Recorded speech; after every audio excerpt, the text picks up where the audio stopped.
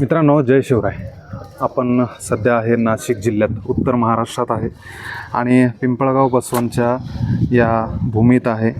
उत्तर महाराष्ट्रातलं सर्वात मोठं मैदान आणि त्या मैदानात उर्मिलाताई एक आयोजकाची पाठराखण करायला खास करून मैदानात आल्या. कारण की एक 6 महिने झालेत आपल्या मैदानाला.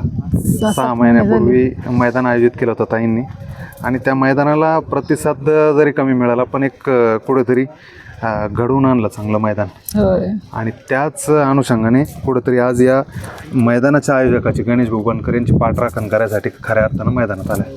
हो, मी बाईट पण दिलेली की सर्वांनी येऊन मैदानाची शोभा वाढवावी म्हणून. का तर खरोखर आयोजक जगला पाहिजे, आयोजकांच्या ह्या कार्याला आपण प्रोत्साहन दिलं पाहिजे. बैलगाडी मालकांनी किंवा प्रेक्षकांनी छान प्रतिसाद दिला तर अजून मोठी मैदानं होत जातील आणि बैलगाडी क्षेत्र अजून उंचावर जाईल. हा ह्याचा मागचा उद्देश होता. उत्तर महाराष्ट्रात एक तर जागा कमी आहे म्हणजे मैदान करायला.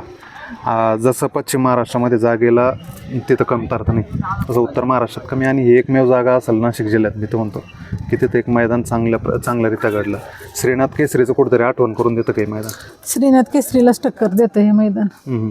फरक एवढाच आहे की श्रीनाथ केसरीची बक्षिसं खूप मोठी होती आणि तिथं 3-4 मैदानं झाली, पण हे एकच मैदान झालंय 3 फेऱ्याचं. पण एवढं पब्लिक, नाशिकवासियांचं जास्त प्रेम वाटतंय बैलगाडी क्षेत्रावर. ॲक्च्युअल ते घोडा बैलात खेळता आणि मुळात 3 फेऱ्याचा खेळ याचा उगमस्थान पश्चिम महाराष्ट्रातून आहे. आता हळूहळू इकडं सरकायला लागला आणि कुठंतरी उत्साह यांचाही वाढायला लागला. पण ज्या पद्धतीने तुम्ही असाल आता महाराष्ट्रात एक प्रसिद्ध गाडा मालकीन म्हणून एक ओळख निर्माण केलेली आहे. तुम्हाला भेटायला किंवा तुम्हाला बघायला प्रेक्षक या ठिकाणी आले, बैलांना बघायला, बकासूर असेल, मथुर असेल, राजा असेल, या सगळ्यांना बघायला ते एक वेगळी क्रेज आहे. आणि त्या निमित्तानं हे लोक सगळे जमा होतात. कारण रात्रीपासून बघतोय लोक रात्री अक्षरशः रात्रभर जसं श्रीनाथ केसरीत होतं की प्रत्येकाच्या गोठ्यावर जाऊन बैलं बघत होते, त्याच पद्धतीने इथं घडत होतं.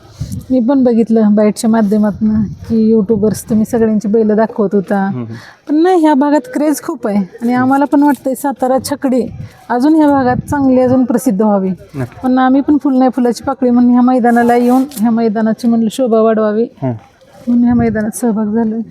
काय नियोजन होतं आज तुमचं पायऱ्याचं अचानक? कारण पहिल्या वेळेस असं झालं की गुप्त ठेवलं तुम्ही सगळं, काही सस्पेन्स ठेवलं? सस्पेन्स म्हणजे पैरेकऱ्यांची डिमांड होती, ताई पैरा कोणाला बोलू नका. मी सगळ्याला सांगत असते, पण आता कसं पैरेकऱ्यांचं पण शब्द जपलं पाहिजेत म्हणून ठराविक लोकांना माहीत होतं. जे कोण विचारेल त्यांना सांगितलं होतं. पण पहिल्यांदा गाडी पळाली. मग रायबा मातीच्या रानाला वाईस कमी पळतोय समजलं, पण आमचं 15 दिवसापूर्वीच नियोजन झालेलं होतं. ज्या नंदीवरती खऱ्या अर्थानं प्रेम करता तुम्ही, बकासूर, आणि त्याला या बैलगाडा क्षेत्रात एक वेगळं स्थान आहे. पण आज कुठेतरी प्रेक्षकांची आणि उत्तर महाराष्ट्रकरांची हिरमोड झालेला आहे. त्यांच्या काहीतरी संकट आलं वाटतं म्हणून ते गेलेत. जागेचा इश्यू आहे, त्या जागेचे मला अजून ते डिटेल्स काय माहीत नाही, पण बकासुरीतनं गेला एवढं समजलं. ताई, काय वाटतं म्हणजे उत्तर महाराष्ट्रात भविष्यात त्याची क्रेज वाढेल का? आज हे क्रेज वाढावी म्हणून तर आम्ही ह्या मैदानाला आलोय 450 किलोमीटरहून. ऍक्च्युली आज शेठजी पण संघ नाहीत, आमचे बंधू नेहमी माझ्या संघ असतात, ते पण नाहीत. पण आयोजकांनी मला सांगितलं की ताई तुम्ही या, तुम्हाला कुठल्याही प्रकारचं म्हणजे तिथं त्रास होणार नाही.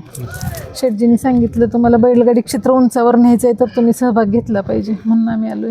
आणि बैलगाडा क्षेत्रात पहिल्यांदा बाहेर पडलं तुम्ही इतक्या दूर? एवढ्या दूर हो, म्हणजे शेठजी आणि बंधू नसताना पहिल्यांदा एवढ्या लांब बाहेर पडले. अक्कलकोटचं मैदान तुम्हाला दूर होतं?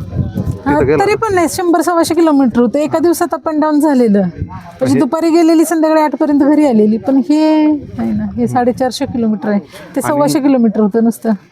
बक्षीस जरी कमी असलं तर प्रतिसाद प्रेक्षकांचा इतका होता, बैलगाडा मालकांचा इतका होता की जवळपास 865 पावत्या टोकन झाले. नाही, बैलगाडी मालकांनी खरोखर खूप छान प्रतिसाद दिला. बक्षीस कमी अशी काही नव्हती, चांगलीच होती. आणि बक्षिसाची त्यांनी खूप छान बक्षीस ठेवली.